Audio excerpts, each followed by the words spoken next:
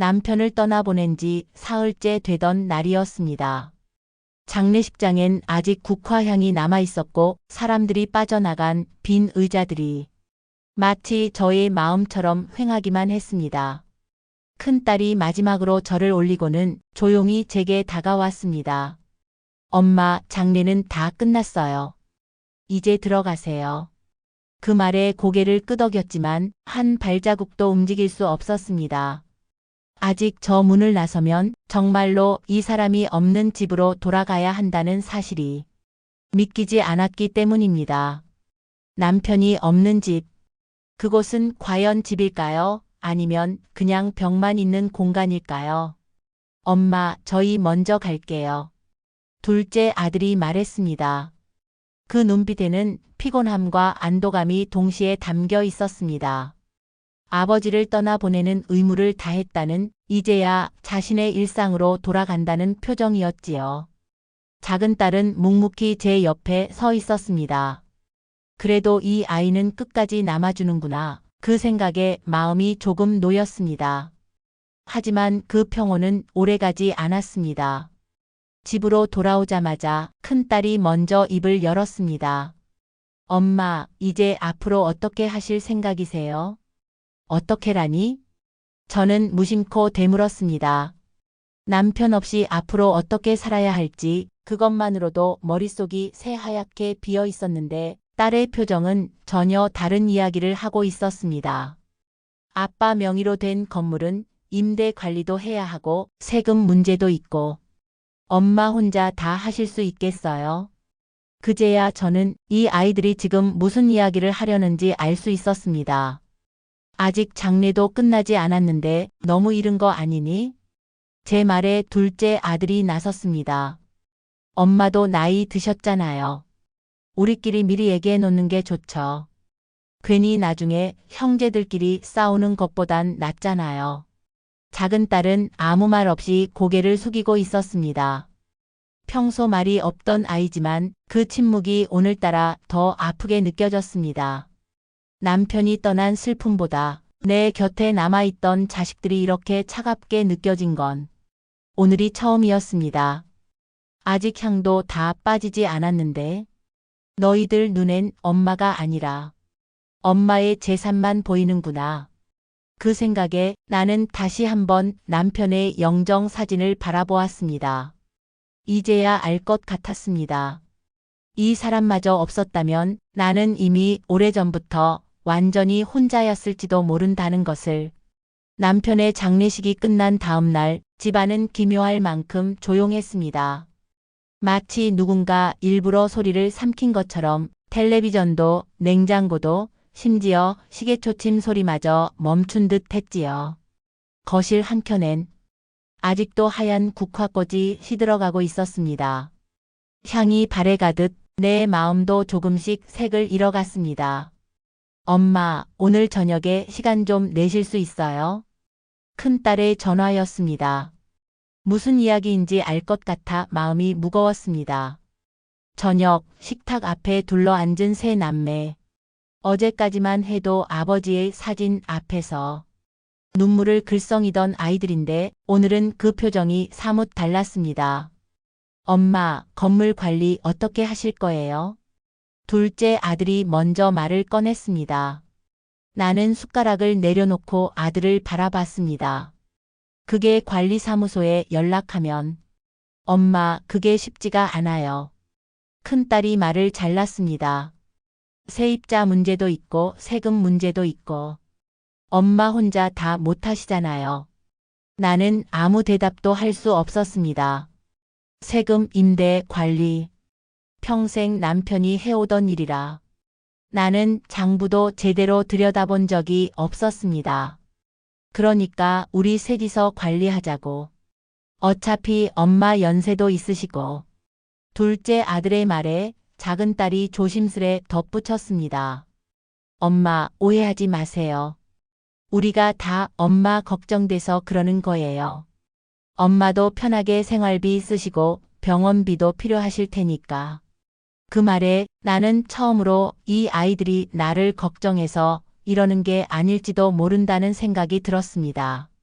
그저 이제 남편이 없으니 엄마의 돈을 어떻게 나눌지만 고민하는 듯한 눈빛이었습니다. 나는 아직 괜찮다. 너희 아버지 돌아가신 지 얼마나 됐다고. 내 목소리는 떨리고 있었습니다. 큰딸이 한숨을 쉬었습니다. 엄마, 현실적으로 생각하셔야죠. 괜히 나중에 분쟁 생기면 더 힘들어져요. 분쟁. 그 단어가 내 귀에 맴돌았습니다. 분쟁이라니. 이 가족이, 이 자식들이 언제부터 내 인생의 상대방이 되어 있었던 걸까요? 밥상 앞에서 나는 아무 말도 하지 못했습니다. 숟가락 위의 밥알들이 마치 내 눈물처럼 떨리고 있었습니다. 그리고 그날 밤 나는 처음으로 이 집이 무섭다고 느꼈습니다. 그날 밤 나는 한숨도 잘 수 없었습니다. 식탁 위에 가지런히 놓인 세 자식의 빈 밥그릇을 치우며 나는 문득 이런 생각을 했습니다. 이 아이들이 내 밥을 먹으러 오는 걸까? 아니면 내 돈을 확인하러 오는 걸까? 생각이 꼬리를 물자 가슴 한구석이 서늘해졌습니다. 누군가 내 마음을 꺼내어 차가운 물에 담근 것처럼 심장이 서서히 식어가는 느낌이 들었습니다. 이대로 집 안에 있으면 숨이 막힐 것 같았습니다. 아침 해가 떠오르기도 전에 나는 코트를 걸치고 집을 나섰습니다. 어디로 갈지도 모르고 걷다가 평소 남편과 자주 가던 카페 앞에 멈춰 섰습니다. 여기를 이렇게 혼자 오게 될 줄이야. 유리문을 열자 따뜻한 빵 냄새와 갓 내린 커피 향이 코끝을 간지렸습니다. 그 냄새만으로도 눈물이 날 것 같아 나는 서둘러 구석자리에 앉았습니다. 창밖에는 출근하는 사람들로 북적였고 젊은 엄마가 아이 손을 잡고 어린이집 버스를 기다리고 있었습니다. 그 풍경을 멍하니 바라보다 나는 작게 한숨을 내쉬었습니다. 나도 저렇게 아이들 손을 잡고 학교 앞까지 데려다 주던 때가 있었는데 어느새 카페 직원이 다가와 무엇으로 드릴까요? 하고 물었습니다. 아, 따뜻한 아메리카노 주세요. 목소리가 너무 작았는지 직원이 2번이나 되물었습니다. 창피해서 얼굴이 달아올랐지만 그보다 더 창피한 건 내가 이렇게 작고 초라해진 기분이었습니다. 주문을 마치고 고개를 드니 맞은편 창가 자리에 앉아 신문을 읽는 한 남자가 보였습니다. 검은색 베레모의 깔끔한 코트, 하얗게 센 머리가 어쩐지 잘 어울리는 사람이었습니다. 신문을 넘기는 그의 손등에는 여러 개의 굵은 핏줄이 도드라져 있었습니다. 그 손으로 누군가의 등을 토닥여주면 참 따뜻할 것 같다는 생각이 스쳤습니다. 그때 그가 고개를 들어 저와 눈이 마주쳤습니다. 순간 심장이 쿵 내려앉는 것 같았습니다. 나는 얼른 시선을 돌렸지만 이미 내 얼굴이 붉어지고 있다는 걸 느꼈습니다. 참 나도 별 수 없구나. 이 나이에 이런 생각을 다 하고 마음 한구석이 간질간질했습니다. 그 작은 두근거림이 어젯밤 자식들에게서 느꼈던 차가움과 조금은 다른 온도로 내 마음을 덮어주고 있었습니다. 나는 커피잔을 두 손으로 감싸쥐고 그 따뜻함을 느끼려 애썼습니다. 하지만 아무리 손바닥을 데워봐도 가슴속 공허함은 쉽게 녹지 않았습니다. 살짝 고개를 들어 맞은편 창가 자리를 다시 바라보았습니다. 그 남자는 여전히 신문을 읽고 있었습니다. 이상하게도 신문을 읽는 그의 옆모습은 오래된 영화 속 장면처럼 느껴졌습니다. 잔잔하고 어딘가 슬프고 하지만 묘하게 따뜻해 보이는 모습. 나는 괜히 커피를 한 모금 마셨습니다. 뜨거운 김이 눈앞을 흐리게 만들었고 그 틈으로 그의 모습이 더 또렷하게 다가왔습니다. 그때였습니다. 갑자기 내 손끝이 커피잔을 스쳤고 잔이 기울어지며 커피가 테이블 위에 쏟아졌습니다. 아가. 나는 당황해 커피잔을 붙들었지만 이미 테이블 위에는 진한 갈색 물자국이 번져갔습니다.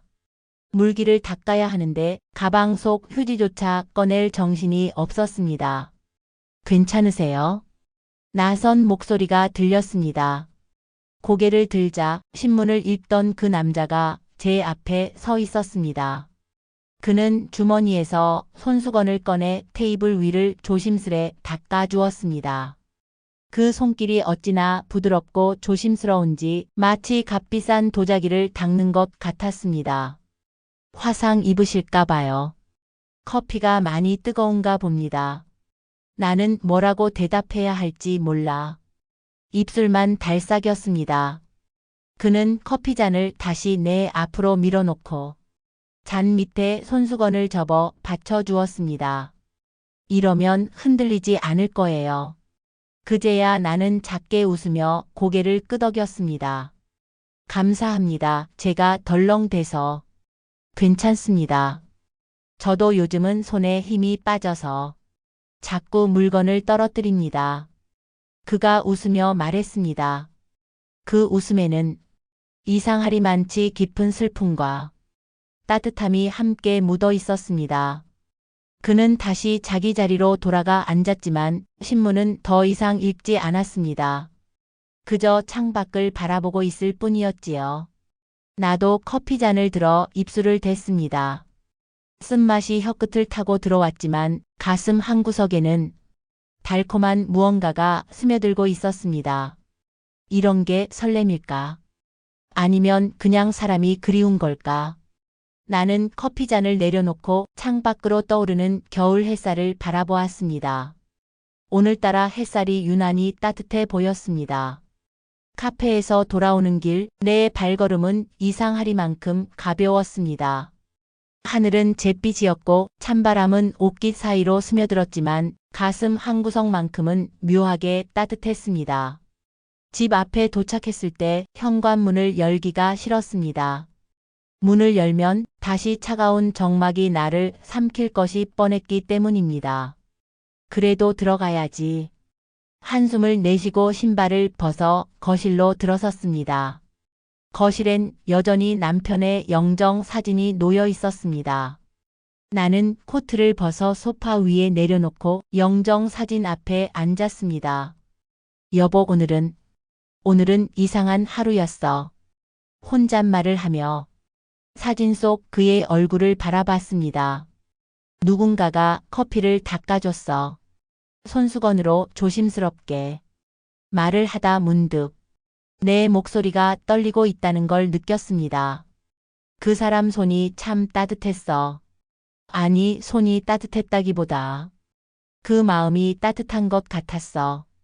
영정 속 남편은 아무 대답도 하지 않았습니다.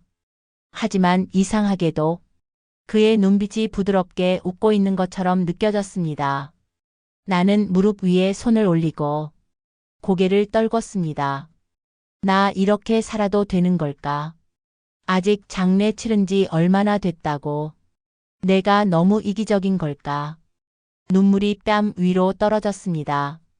하지만 그 눈물은 슬픔 때문만은 아니었습니다. 수십 년 만에 느껴본 작고 조심스러운 설렘 때문이었습니다. 그날 밤 잠을 자려고 눈을 감으면 자꾸만 그의 손등이 떠올랐습니다. 커피 얼룩을 닦던 굵고 다정한 손등, 신문을 넘기던 조용한 손끝. 참 이상하지. 나는 아직 이름도 모르는데. 가슴 한구석이 간질간질했습니다. 그 감각이 낯설면서도 오랜만에 살아있음을 느끼게 해주었습니다. 그리고 문득 내 마음속 어디선가 희미하게 묻혀있던 목소리가 들려오는 것 같았습니다. 괜찮아. 당신도 이제 당신만의 행복을 찾아야지. 그 목소리가 남편의 목소리였는지 내 안에 또 다른 나의 목소리였는지 알 수 없었습니다. 하지만 그날 밤 나는 아주 오랜만에 편안하게 잠이 들었습니다. 이틀 동안 나는 카페에 가지 않았습니다. 가야겠다는 생각은 수십 번도 더 했지만 막상 현관문 앞에 서면 자꾸만 발걸음이 돌았습니다. 왜 이러지?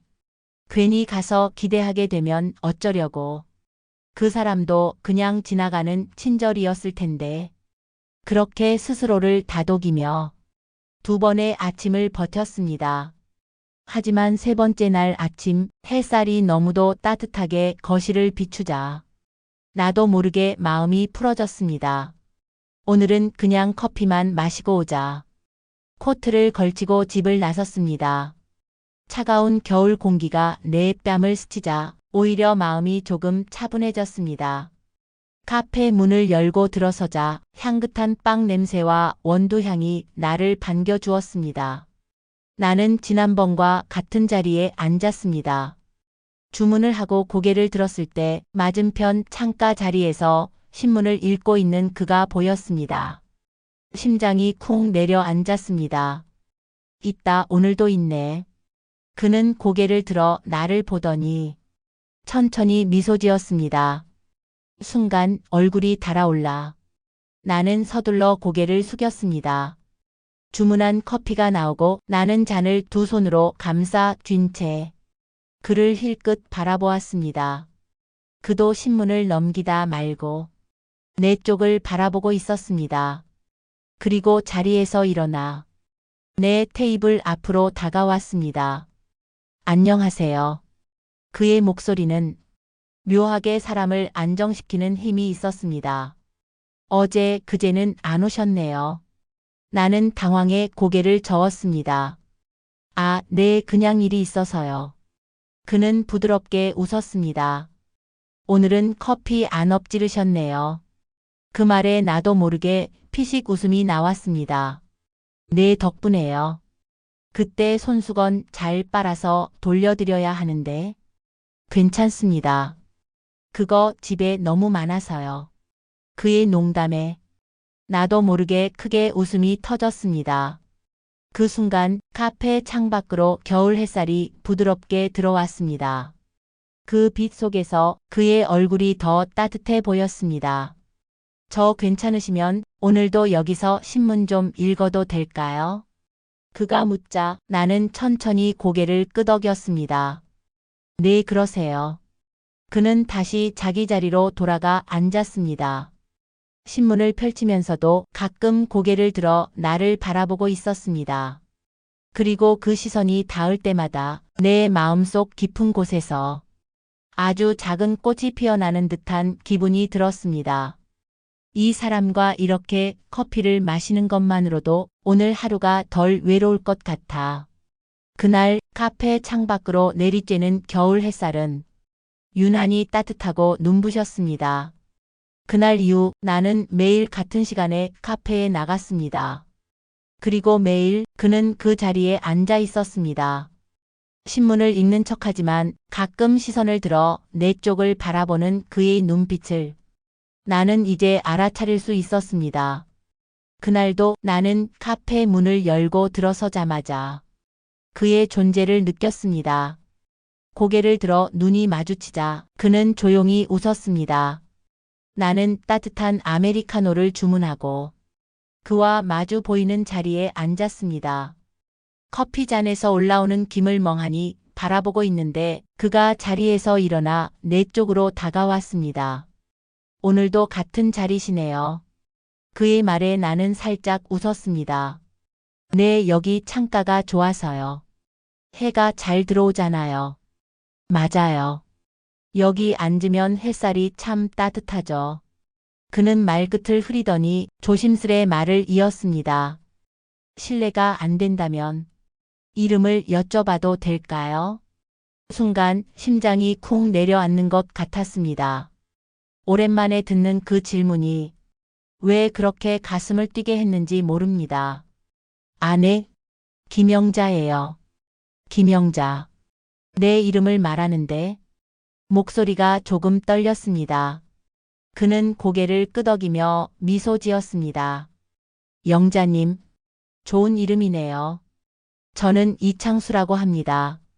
이름을 듣는 순간 이상하게도 그 이름이 낯설지 않게 느껴졌습니다. 창수 씨.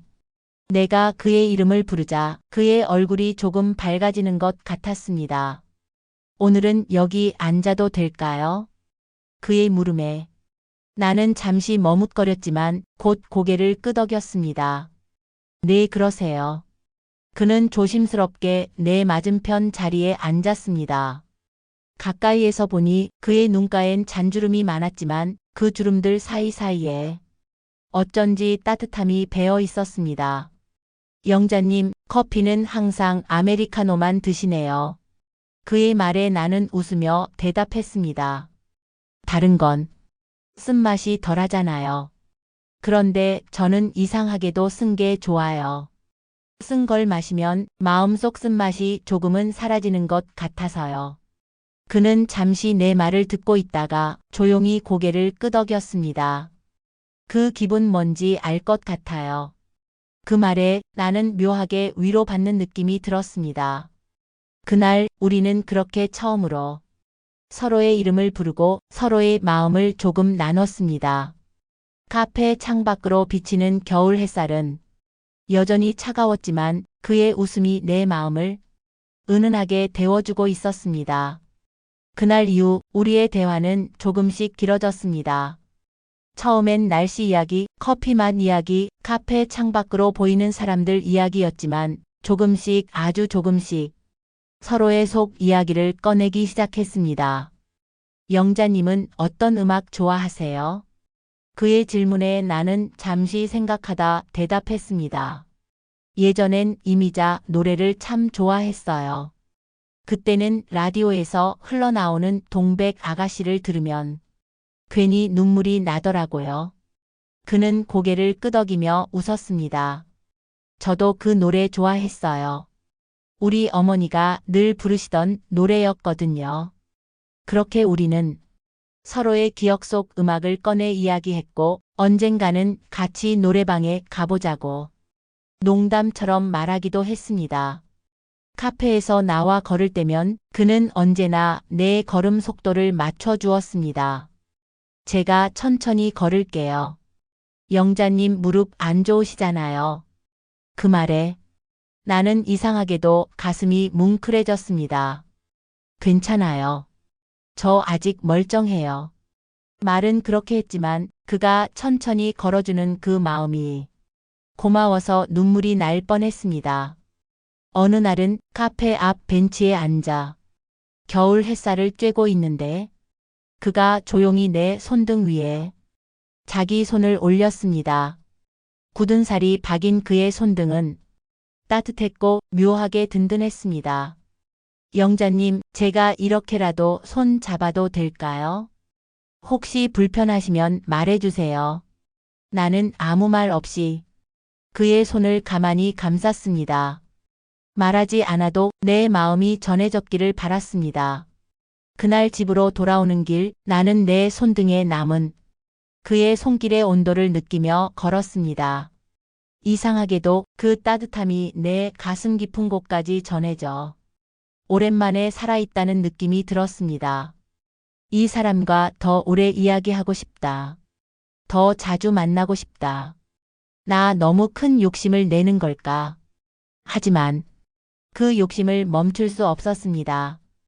왜냐하면 그 사람을 만나고 나서야 나는 다시 웃을 수 있게 되었으니까요. 그날도 나는 카페에서 창수 씨와 마주 앉아 있었습니다. 창밖에는 늦겨울 바람이 불고 있었지만 카페 안은 따뜻했고 그와 마주보며 마시는 커피 한 잔이 세상 무엇보다도 달콤했습니다. 영자님, 이렇게 매일 보니까 하루가 금방 가네요. 그의 말에 나는 부끄러워 고개를 숙였습니다. 그러게요. 저도 그래요. 그때였습니다. 카페 입구 쪽에서 낯익은 목소리가 들렸습니다. 엄마? 고개를 들자 큰딸이 서 있었습니다. 그 뒤에는 둘째 아들과 작은 딸도 있었습니다. 그 순간 심장이 쿵 하고 내려앉았습니다. 엄마, 여기서 뭐 하시는 거예요? 큰딸의 목소리는 차가웠습니다. 아, 그냥 커피 마시러. 나는 더듬거리며 대답했지만 딸의 시선은 내 앞에 앉아있는 창수 씨를 향하고 있었습니다. 이분은 누구세요? 창수 씨는 당황한 듯 자리에서 일어나 고개를 숙였습니다. 안녕하세요. 저는 그냥 영자님이랑 같은 동네에 사는 사람입니다. 그의 목소리는 조심스러웠지만 딸의 표정은 이미 굳어 있었습니다. 같은 동네에 사는 사람이요? 엄마, 이게 무슨 일이에요? 아빠 돌아가신 지 얼마나 됐다고. 둘째 아들이 끼어들었습니다. 엄마, 혹시 이 사람, 엄마 돈 보고 접근한 거 아니에요? 그 말에 창수 씨의 얼굴이 하얗게 질렸습니다. 아니에요. 저는 그런 사람이 아닙니다. 그가 급히 손을 내저었지만 아이들의 시선은 차가웠습니다. 작은 딸은 아무 말 없이 눈시울을 붉히고 있었습니다. 그 모습이 더욱 내 마음을 아프게 했습니다. 엄마, 집에 가요. 큰딸이 내 팔을 잡아 당겼습니다. 나는 자리에서 일어나면서 조용히 창수 씨를 바라봤습니다. 그의 눈빛은 미안함과 슬픔으로 가득 차 있었습니다. 저 정말 죄송합니다. 그가 마지막으로 고개를 숙였습니다. 나는 아무 말도 하지 못한 채 아이들에게 이끌려 카페를 나섰습니다. 차가운 바람이 내 얼굴을 때렸지만 그보다 더 차가운 것은 아이들이 내 마음을 전혀 이해하지 못한다는 사실이었습니다. 나는 그냥 누군가랑 같이 있고 싶었을 뿐인데 이게 그렇게 큰 죄가 되는 걸까? 걸어가는 내내 눈물이 멈추지 않았습니다. 집에 도착하자마자 큰딸은 현관문을 닫고 거실 한가운데 섰습니다. 엄마, 대체 무슨 생각이에요? 그녀의 목소리는 분노로 떨리고 있었습니다. 아빠 돌아가신 지 얼마나 됐다고 이제 다른 남자 만나고 다니세요? 나는 아무 대답도 하지 못했습니다. 두 손을 꼭 쥐고 고개를 떨군 채 서 있을 뿐이었습니다. 엄마, 그 사람 뭐 하는 사람인지 알아요? 나이 먹고 돈도 없이 혼자 사는 사람이래. 엄마 돈 보고 접근한 거 아니면 뭐겠어요? 둘째 아들의 말에 내 심장이 쿵 하고 내려앉았습니다. 그 사람은 그런 사람 아니야. 겨우 내뱉은 내 말은 너무도 작고 힘이 없었습니다. 엄마, 정신 좀 차리세요. 큰딸이 소리를 질렀습니다. 그때까지 아무 말 없던 작은 딸이 작게 울먹이며 말했습니다. 엄마, 그냥 우리만 생각해줘요. 우리도 이제 엄마밖에 없는데. 그 말을 듣는 순간 내 마음속 어딘가가 찢어지는 것 같았습니다. 아이들이 나를 걱정하는 걸까? 아니면 내가 가진 것들을 잃을까봐 두려운 걸까? 나는 조용히 거실 소파에 앉았습니다. 그리고 아이들을 바라봤습니다. 그래. 너희 말대로 나는 이제 늙었고 혼자 살아야 하는 사람이야. 내 목소리는 차분했지만 그 속에는 한없이 깊은 슬픔이 담겨 있었습니다. 하지만 너희 아버지가 떠나고 나니까 집 안이 무덤 같더라. 아이들은 아무 대답도 하지 않았습니다. 나는 그냥 누군가랑 따뜻한 커피 한 잔 마시고 햇살 좋은 날 같이 걷고 그냥 그런 하루를 보내고 싶었을 뿐이야. 큰딸이 한숨을 내쉬었습니다. 엄마, 세상 그렇게 순진하게 살면 안 돼요. 그 사람 절대 믿지 마세요. 그 말에 나는 조용히 고개를 끄덕였습니다. 하지만 내 마음속 깊은 곳에서는 작지만 단단한 결심이 피어나고 있었습니다. 그래. 이 아이들이 내 삶을 대신 살아주지는 않겠지. 이제 내가 나를 위해 살아야 하지 않을까. 밤이 깊어갈수록 그 결심은 점점 더 또렷해졌습니다. 그날 밤 나는 한숨도 잘 수 없었습니다. 거실 소파에 앉아 창밖으로 보이는 가로등 불빛을 바라보며 생각했습니다. 이대로 끝내야 하는 걸까?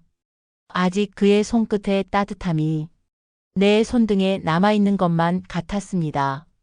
자식들의 얼굴이 떠올랐습니다. 그들의 분노, 그들의 의심, 그리고 그 속에 숨겨진 두려움. 엄마가 다른 사람에게 마음을 주면 자신들이 가진 걸 뺏길까봐 무서운 거겠지. 그 생각에 가슴이 저릿했지만 또 한편으로는 내가 너무도 초라해진 기분이 들었습니다. 새벽이 가까워질 무렵 나는 핸드백 속을 뒤져 작게 접어 넣어둔 종이를 꺼냈습니다. 그날 그가 써주었던 전화번호. 손가락이 떨렸습니다. 하지만 더 이상 주저하면 평생 후회할 것 같았습니다.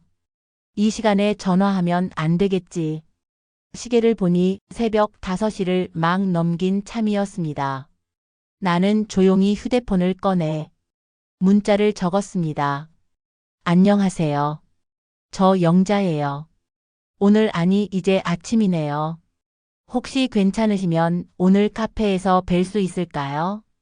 보낼까 말까 수십 번도 더 망설였습니다. 아니야 보내자. 이번에도 안 보내면 평생 못 보낼지도 몰라. 손가락을 힘껏 눌러 전송 버튼을 눌렀습니다. 문자를 보내고 나니 심장이 두근거려 숨을 쉴 수 없었습니다. 그리고는 휴대폰을 가슴 위에 얹고 눈을 감았습니다. 잠시 후 진동 소리가 울렸습니다. 놀라서 화면을 보니 그에게서 답장이 와 있었습니다. 영자님, 이 시간에 웬일이세요? 저도 사실 오늘 하루 종일 영자님 생각만 할 것 같았는데 당연히 괜찮습니다. 같이 커피 마셔요. 기다릴게요. 그 문자를 읽는 순간 눈물이 뺨을 타고 흘러내렸습니다. 아직도 누군가가 나를 기다려준다는 사실이 세상에서 가장 큰 위로처럼 느껴졌습니다. 나는 손등으로 눈물을 훔치고 작게 웃으며 중얼거렸습니다. 고마워요, 창수 씨. 그리고 그 순간 이제라도 내가 나를 위해 살아야겠다는 작은 용기가 피어오르는 것을 느꼈습니다. 아침 햇살이 유난히 눈부셨습니다. 평소 같으면 커튼을 닫고 누워 있었을 시간인데 오늘은 달랐습니다. 나는 서둘러 머리를 빗고 가장 단정해 보이는 진회색 코트를 꺼내 입었습니다. 거울 앞에 서서 작게 미소 지었습니다. 늙었다고 생각했는데 이렇게 보니 아직 괜찮네. 카페 문을 열고 들어서자 가장 안쪽 창가 자리에 앉아 있는 창수 씨가 보였습니다. 그도 나를 보자마자 얼굴이 환해졌습니다. 영자님 오셨어요. 그의 목소리는 언제나처럼 조용하고 묘하게 사람 마음을 놓이게 하는 힘이 있었습니다. 나는 작게 고개를 끄덕이며 그 맞은편 자리에 앉았습니다. 오늘따라 더 젊어 보이시네요. 그의 말에 얼굴이 붉어졌습니다. 별 말씀을요. 창수 씨는 내 앞에 따뜻한 아메리카노를 밀어주었습니다. 오늘은 제가 샀습니다. 어제 많이 놀라셨죠? 나는 커피잔을 두 손으로 감싸쥐고 고개를 떨궜습니다. 아이들이 창수 씨께 신뢰를 많이 했죠. 괜찮습니다. 자식들 입장에선 당연한 거죠. 제가 더 조심했어야 하는데 그의 말에 눈물이 날 것 같았습니다. 나는 고개를 들어 그의 눈을 바라보았습니다. 창수 씨, 저 이제 어떻게 해야 할지 모르겠어요. 아이들 눈치도 보이고 그렇다고 이렇게 혼자 있자니 너무너무 외롭고 내 목소리가 떨렸습니다. 그는 내 손등 위에 자기 손을 살포시 올렸습니다. 영자님, 제가 있잖아요. 그 한마디에 내 가슴속이 울컥해졌습니다. 제가 있잖아요. 아이들이 뭐라 해도 주변 사람들이 뭐라 해도 영자님 혼자 두지 않을 겁니다. 그의 손은 따뜻했습니다. 아니, 그 손끝에서 전해지는 마음이 내 오랜 공허함을 천천히 녹여내는 것 같았습니다. 눈물이 뺨을 타고 흘렀습니다. 하지만 나는 그 눈물을 감추려 하지 않았습니다. 고마워요, 창수 씨. 정말 고마워요. 그는 조용히 웃으며 말했습니다. 영자님, 우리 남은 시간이라도 서로 기대고 살아요. 그게 제가 바라는 전부입니다. 그 말에 나는 조용히 고개를 끄덕였습니다. 카페 창밖으로 겨울 햇살이 쏟아지고 있었습니다. 그 빛 속에서 나는 오랜만에 진짜 살아있음을 느꼈습니다. 그날 이후 우리는 마치 오래된 연인처럼 자주 함께 걷고 밥을 먹고 커피를 마셨습니다. 겨울 끝자락 아직 찬바람이 매섭게 불었지만 그와 함께 걷는 길은 왠지 봄처럼 느껴졌습니다. 영자님, 손 시렵지 않으세요? 창수 씨가 내 손을 살포시 잡았습니다. 그의 손바닥은 거칠었지만 그 거침 속에 묘한 따뜻함이 느껴졌습니다. 괜찮아요. 오히려 좋아요. 나는 수줍게 웃었습니다. 저 이렇게 손잡고 걷는 거 몇십 년 만인 것 같아요. 그의 말에 나도 모르게 웃음이 터졌습니다. 그러게요. 저도요. 그날 점심 우리는 근처 시장 안 허름한 칼국수 집에 갔습니다. 김이 모락모락 나는 칼국수를 한 숟갈 떠먹으며 그는 내 얼굴을 가만히 바라봤습니다. 왜 그렇게 보세요? 그냥 영자님이 이렇게 맛있게 드시는 거 보니까 저도 배가 더 부른 것 같아서요. 그의 말에 내 얼굴이 달아올랐습니다. 이 나이에 이런 말을 듣게 될 줄이야. 식사를 마치고 우리는 시장 입구에 있는 붕어빵 노점 앞에 섰습니다. 영자님, 붕어빵 좋아하시죠? 네, 달콤해서 좋아해요. 그는 노점 주인에게 따끈한 붕어빵 2개를 사서 하나는 내 손에 쥐어주었습니다. 뜨거우니까 조심하세요. 나는 붕어빵을 한 입 베어 물었습니다. 달콤한 팥 맛이 입안 가득 퍼지자 괜히 눈물이 날 것 같았습니다. 왜요? 입천장 되셨어요? 그의 농담에 나는 고개를 저으며 웃었습니다. 아니에요.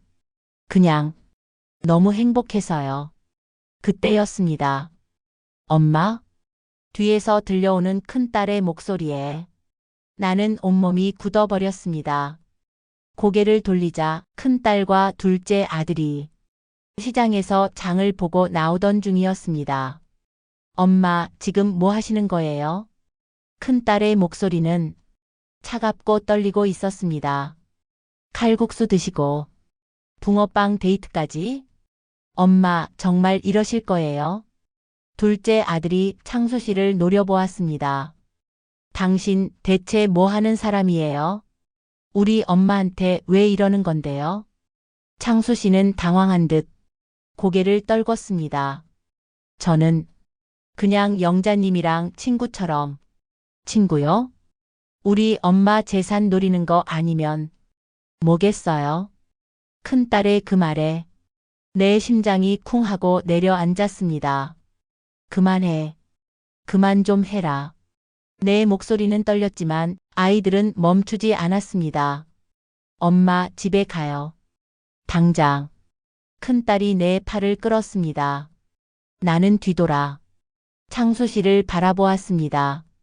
그의 눈빛은 슬픔과 미안함으로 가득 차 있었습니다. 그 순간 내 가슴 속에서 작고 아픈 결심이 움트고 있었습니다. 집으로 돌아오는 내내 큰딸은 한마디도 하지 않았습니다. 차 안의 공기가 숨막힐 듯 무거웠습니다.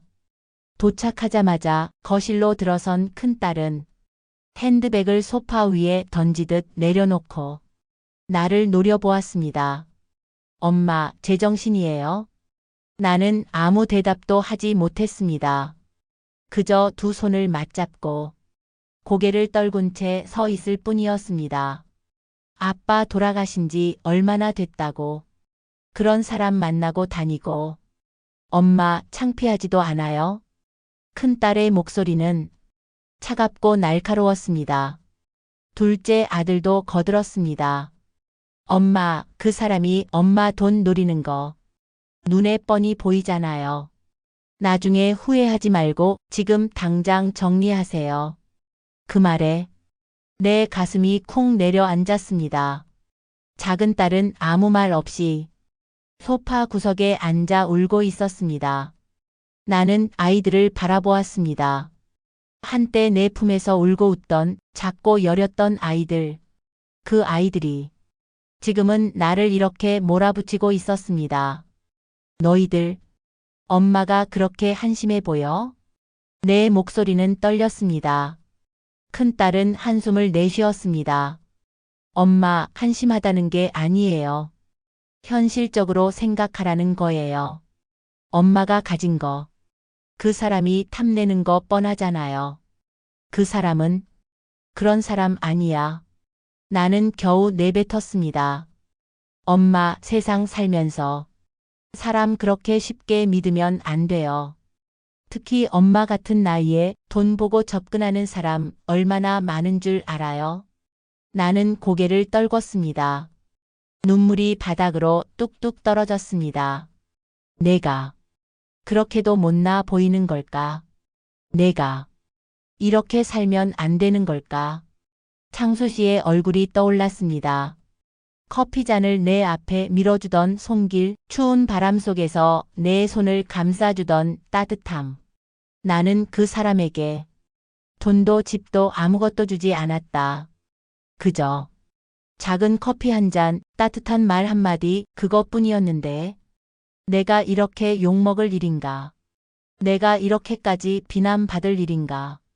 작은 딸의 흐느낌 소리가 거실에 울렸습니다. 엄마, 우리만 생각해줘요. 부탁이에요. 나는 작은 딸을 바라봤습니다. 그 아이의 눈물은 내 가슴을 더 아프게 찔렀습니다. 그래, 너희들도 불안하겠지. 엄마가 다른 사람에게 마음을 주면 자신들이 설 자리를 잃을까봐 두려운 거겠지. 그 생각에 가슴이 서늘해졌습니다. 그리고 그날 밤 나는 처음으로 내가 정말 원하는 게 무엇인지 조용히 생각하기 시작했습니다. 밤새 잠을 이루지 못했습니다. 천장을 바라보며 누워있자니 창수 씨의 얼굴이 떠올랐다가 아이들의 차가운 눈빛이 떠올랐다가 끝없이 반복되었습니다. 나는 지금 무엇을 위해 살고 있는 걸까? 아이들이 내게 원하는 것은 엄마로서의 삶이었습니다. 그저 조용히 집에 있고 그들이 찾아오면 밥상을 차려주고 손주들 돌봐주고 가끔씩 용돈이나 주면서 그게 내 인생의 전부일까? 남편이 살아있을 땐 그래도 괜찮았습니다. 조금 외로워도 그가 옆에 있다는 사실만으로 마음 한켠이 든든했으니까요. 하지만 이제 그는 없습니다. 그리고 아이들은 나를 사랑하긴 하겠지만 그 사랑 속엔 늘 계산이 숨어 있었습니다. 엄마, 병원비는 있어요? 엄마, 재산 분할은 어떻게 하실 거예요? 그 말들이 마치 모처럼 가슴에 박혀 숨쉬기가 어려웠습니다. 창수 씨는 달랐습니다. 그는 내게 단 한 번도 돈 이야기를 꺼낸 적이 없었습니다. 영자님, 오늘은 어디 가고 싶으세요? 영자님, 손 시렵지 않으세요? 영자님, 제가 있어서 다행이라고 생각해도 될까요? 그의 말 한마디, 손끝 하나가 내 굳어버린 마음을 천천히 녹여주었습니다. 이렇게 살아도 되는 걸까? 아니, 이렇게라도 살아야 하지 않을까? 눈가가 뜨거워졌습니다. 흐르는 눈물을 닦으면서 나는 작은 목소리로 중얼거렸습니다. 이제 나도 나를 위해 살고 싶어. 그 순간 마음 한구석에서 오래전부터 차갑게 식어있던 무언가가 조용히 깨져나가는 소리가 들리는 듯 했습니다. 그리고 그 자리엔 작고 약하지만 뜨거운 결심이 피어나고 있었습니다. 그래, 이제라도 내가 원하는 대로 살자. 누구의 엄마도 누구의 보호자도 아닌 그저 나 김영자로서 밤하늘의 달빛이 유난히 밝게 들어와 있었습니다. 나는 작은 미소를 지으며 두 눈을 감았습니다. 내일 그 사람을 만나러 가야겠습니다. 아침 햇살이 거실을 가득 채우고 있었습니다. 나는 오래 고민하지 않았습니다. 어젯밤 내 마음속에 생겨난 결심이 아직도 뜨겁게 남아 있었으니까요.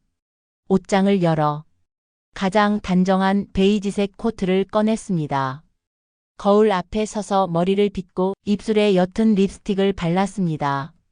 이 정도면 괜찮겠지. 늙었어도 너무 초라해 보이면 안 되니까. 심장이 두근거렸습니다. 설렘인지 두려움인지 모를 감정이 가슴을 간지렸습니다. 카페 문을 열고 들어서자 가장 안쪽 창가 자리에서 신문을 읽고 있는 창수 씨가 보였습니다. 그도 나를 보자마자 신문을 접고 일어섰습니다. 영자님 오셨어요. 그의 목소리를 듣는 순간 내 눈가가 뜨거워졌습니다. 나는 그의 맞은편 자리에 앉았습니다. 따뜻한 아메리카노가 눈앞으로 밀려왔지만 손을 뻗을 수 없었습니다. 영자님 무슨 일 있으세요? 그의 목소리는 조용했지만 그 안에는 깊은 걱정이 담겨 있었습니다. 나는 그의 눈을 바라보았습니다. 오래도록, 아주 오래도록. 창수 씨. 목소리가 떨렸습니다. 심장 박동이 커져서 내 말소리가 묻히는 것 같았습니다. 이 나이에 이런 말 하는 거 정말 창피한데. 그는 조용히 고개를 끄덕이며 내 말을 기다렸습니다. 창수 씨랑 있으면 마음이 편해요. 누구도 몰라주는 제 마음을 창수 씨만은 알아주는 것 같아서 눈물이 뺨을 타고 흘렀습니다. 나는 급히 손등으로 눈물을 훔쳤습니다. 근데 우리 애들이 너무 반대해요. 엄마 체면이 있지 아빠 돌아가신 지 얼마나 됐다고 그러냐고. 그 사람이 돈 노리는 거 아니냐고. 그의 얼굴이 어두워졌습니다. 하지만 그는 끝까지 내 눈을 피하지 않았습니다. 영자님. 그의 목소리는 낮고 단단했습니다. 저는 영자님이 가진 게 아무것도 없어도 같이 있고 싶어요. 영자님이랑 같이 밥 먹고 같이 커피 마시고 같이 걷고 그거면 충분해요. 내 눈에서 다시 눈물이 터져 나왔습니다. 정말 그래도 돼요. 나 이제 늙어서 아플지도 모르고 손주들 돌봐야 하고 돈도 집도 아무것도 내 거 아닌데. 그는 내 손등 위에 자기 손을 포개었습니다. 영자님, 저도 똑같아요. 늙고 아프고 가진 거 없고. 근데요, 그래서 더 필요해요. 누군가가. 그 말에 내 가슴 속에서 무너져 내리던 모든 벽이 조용히 사라지는 것 같았습니다. 나는 고개를 끄덕이며 작게 중얼거렸습니다. 고마워요. 정말 고마워요. 카페 창밖으로 내리쬐는 햇살이 눈부셨습니다. 그리고 그 빛 속에서 나는 오래전 잊고 지냈던 여자로서의 나를 조금씩 되찾고 있었습니다. 그날 이후 우리의 관계는 조금씩 달라지기 시작했습니다. 카페에서 커피만 마시던 사이에서 이제는 마트에서 장을 보고 서로의 집에 반찬을 나누어 주는 사이가 되었습니다. 영자님, 오늘은 제가 반찬 좀 해왔어요. 어제 닭볶음탕 했는데 양을 너무 많이 해서. 창수 씨는 늘 그렇게 말했지만 나는 알고 있었습니다. 그가 내 밥상을 걱정하고 있다는 것을. 그날도 나는 창수 씨 집 앞에서 반찬통을 건네받고 발걸음을 돌리려다 문득 멈춰 섰습니다. 왜요, 영자님? 그의 물음에 나는 잠시 머뭇거리다 용기를 냈습니다. 저기 창수 씨. 네? 저 오늘 그냥 집에 들어가기 싫은데 잠깐 들어가도 돼요. 그의 눈이 커졌습니다. 하지만 곧 조용히 웃으며 문을 열어주었습니다. 그럼요. 어서 들어오세요. 창수 씨의 집은 작고 소박했습니다. 낡은 소파와 작은 식탁, 그리고 벽 한켠에는 이미자와 나훈아 CD가 가지런히 꽂혀 있었습니다. 커피 드릴까요? 아니면 유자차라도. 유자차요. 나는 소파에 앉았습니다. 따뜻한 유자차 향이 퍼지자 마음까지 녹아내리는 것 같았습니다. 창수 씨 집은 참 따뜻하네요. 그는 웃으며 말했습니다. 영자님이 와서 그런 걸지도 몰라요. 나는 그의 말을 듣고 작게 웃었습니다. 그리고 가슴 한구석이 아릿해졌습니다. 창수 씨. 네? 저 며칠만 여기 있으면 안 될까요? 그의 눈이 놀람과 슬픔으로 흔들렸습니다. 아이들 때문에 집에 있기가 너무 숨 막혀서 나중에 나가라고 하면 나갈게요. 근데 지금은 혼자 있고 싶지 않아요. 그는 내 손을 살포시 감싸 쥐었습니다. 나가라고 안 할 거예요. 언제까지라도 영자님이 있고 싶을 때까지 계세요. 그 말에 눈물이 왈칵 쏟아졌습니다. 나는 그의 품에 얼굴을 묻고 작은 목소리로 중얼거렸습니다. 고마워요. 정말 고마워요. 그날 밤 나는 창수 씨 집 작은 방에 이불을 펴고 누웠습니다. 바깥에서 들려오는 그의 낮은 콧노래 소리를 들으며 오랜만에 마음 깊이 안도감을 느꼈습니다. 이제야 조금 살 것 같다. 눈을 감은 내 눈가로 눈물이 천천히 흘러내렸습니다. 창수 씨 집에 머문 지 벌써 일주일이 지나갔습니다. 처음엔 낯설었던 공간이 이젠 마치 오래전부터 살던 집처럼 편안해졌습니다. 아침이면 창수 씨가 먼저 일어나 부엌에서 달그락거리는 소리가 들렸습니다. 영자님 일어나세요. 콩나물국 끓였어요. 그의 다정한 목소리에 눈을 뜰 때면 나는 내가 아직 살아있음을 느꼈습니다. 콩나물국에 김이 모락모락 피어오르는 걸 보며 눈물이 날 뻔했습니다. 왜요? 맛없어요? 아니에요. 너무 맛있어서 그래요. 창수 씨는 묵묵히 웃으며 내 밥그릇에 반찬을 올려주었습니다. 낮이면 우리는 근처 공원을 산책했습니다. 그는 내 손을 꼭 잡고 걷는 속도를 천천히 맞춰주었습니다. 영자님 걸음걸이가 예뻐요. 그 말에 나는 부끄러워 고개를 떨궜습니다. 이 나이에 이런 말을 듣게 될 줄이야. 하지만 그 행복은 오래가지 못했습니다. 그날 저녁 큰 딸에게서 전화가 왔습니다. 엄마, 지금 어디예요? 목소리가 차갑고 단호했습니다. 집에 안 계시죠? 지금 당장 집으로 오세요. 나 조금만 더 있다 갈게. 엄마. 전화기 너머로 큰딸의 숨소리가 거칠게 들렸습니다. 엄마, 대체 무슨 생각으로 이러시는 거예요? 그 사람 집에서 살고 있다는 거 다 알고 있어요. 이웃에서 엄마 못 본 지 일주일 넘었다고 연락 왔어요.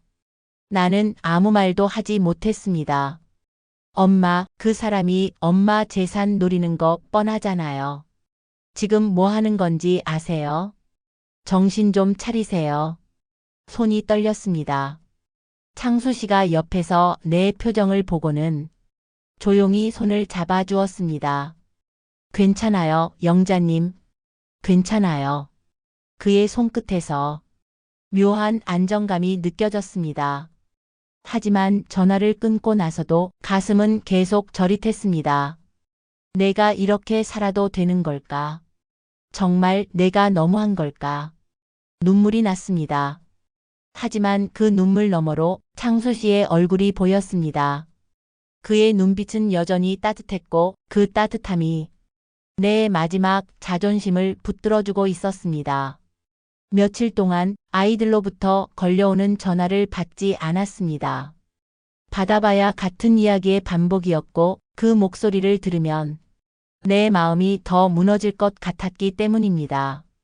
그날 아침 창수 씨와 나는 함께 동네 복지재단 사무실을 찾았습니다. 작은 간판이 달린 허름한 건물이었지만 그곳에서 나는 내 마음속 무거운 짐을 조금 내려놓을 수 있을 것 같았습니다. 영자님, 정말 괜찮으시겠어요? 창수 씨가 내 손을 꼭 잡고 물었습니다. 나는 고개를 끄덕였습니다. 응, 이게 내 마지막 바람이야. 복지재단 상담실에 앉아 나는 내 소유의 작은 상가 건물을 노인복지기금으로 기부하겠다고 말했습니다. 직원들은 놀란 얼굴로 나를 바라봤지만 나는 담담히 웃었습니다.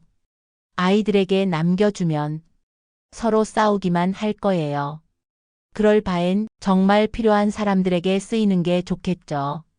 창수 씨는 내 옆에서 조용히 내 손을 감싸쥐고 있었습니다. 그날 저녁 큰딸이 집으로 찾아왔습니다. 엄마. 현관문이 쾅 하고 열리자 나는 놀라 자리에서 일어났습니다. 엄마, 이게 대체 무슨 짓이에요? 건물 기부했다는 게 사실이에요? 그녀의 얼굴은 분노로 일그러져 있었습니다. 너희들, 그거 없으면 못 사니? 내 물음에 큰딸은 소리를 질렀습니다. 당연하죠. 우린 엄마가 평생 모은 걸 엄마가 우리를 위해 남겨주실 줄 알았는데 그걸 다 남주면 우리는 뭐가 돼요? 뭐가 되긴. 너희는 내 자식이잖니? 내 말에 딸의 눈빛이 흔들렸습니다. 엄마, 정말 너무해요. 그 사람 때문에 이런 거죠? 그 사람도 같이 기부하라고 꼬신 거잖아요. 아니야. 처음으로 나는 목소리를 높였습니다. 그 사람은 그런 사람 아니야. 이건 내가 결정한 일이야. 내가 내 인생에서 처음으로 나를 위해 내린 결정이라고. 큰딸은 입술을 깨물더니 눈물을 글썽이며 말했습니다. 엄마, 정말 너무해. 그녀는 문을 열고 나가버렸습니다. 문이 닫히자 거실엔 정막만이 남았습니다. 나는 소파에 앉아 손을 떨며 눈물을 닦았습니다. 괜찮아요, 영자님. 창수 씨가 내 곁에 앉아 내 손을 잡았습니다. 잘하셨어요. 정말 잘하셨어요. 그의 손끝에서 전해지는 온기에 나는 조용히 고개를 떨궜습니다. 그래. 이게 잘한 일인지 아닌지는 모르겠지만 적어도 내 마음이 시키는 대로 했으니까. 그날 밤 나는 오랜만에 평온한 잠에 들었습니다. 그날 이후 아이들은 한동안 연락이 없었습니다. 처음엔 서운했습니다. 그래도 피부치인데 이렇게 등을 돌려도 되는 걸까 싶었습니다. 하지만 시간이 조금 지나자 마음 한구석이 오히려 편안해졌습니다. 이제야 진짜 내 삶을 살고 있는 것 같아. 창수 씨와 나는 작은 임대 아파트로 이사했습니다. 넓지도 화려하지도 않았지만 햇살이 잘 드는 거실 창과 두 사람이 나란히 누울 수 있는 작은 방이면 충분했습니다. 아침이면 그가 먼저 일어나 부엌에서 커피를 내렸습니다. 영자님, 오늘도 커피 향 좋죠? 나는 따뜻한 머그잔을 두 손으로 감싸쥐며 작게 웃었습니다. 응, 좋아. 당신 목소리보다도. 그는 쑥스러운 듯 작게 웃으며 내 손을 잡았습니다. 점심엔 근처 공원을 산책했습니다. 봄이 오고 있었고 벚꽃이 조금씩 피어나기 시작했습니다. 이제 곧 벚꽃이 만개하겠네요. 그러게요. 우리 꽃놀이 가요. 꽃놀이요? 응.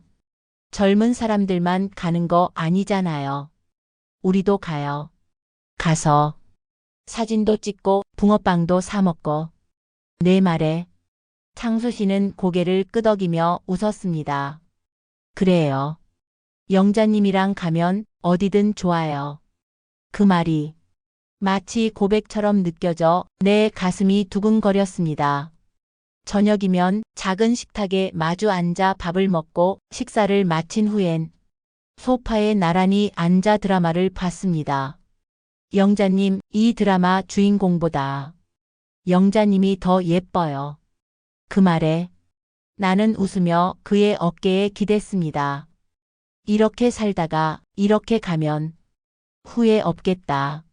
밤이 되면 서로의 손을 꼭 잡고 잠들었습니다.